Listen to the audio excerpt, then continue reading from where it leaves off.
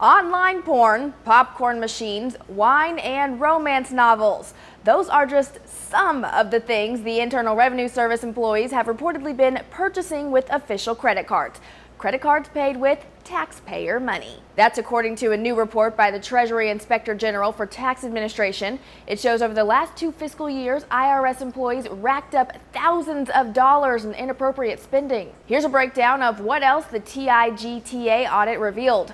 The IRS does not have a system in place to cancel credit cards of former employees. Out of 387 cards, 98% were not closed prior to employee departure.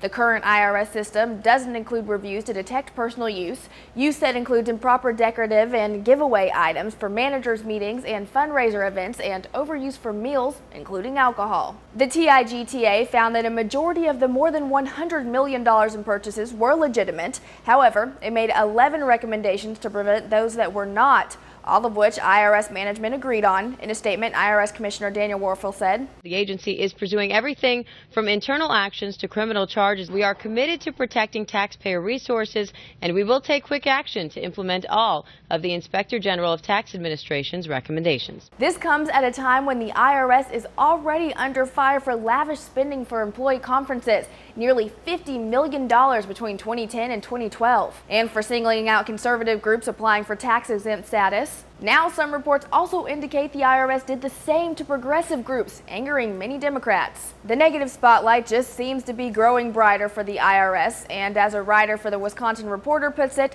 perhaps making the first half of 2013 a rough stretch for arguably the most despised agency in the federal government. For Newsy, I'm Jasmine Bailey.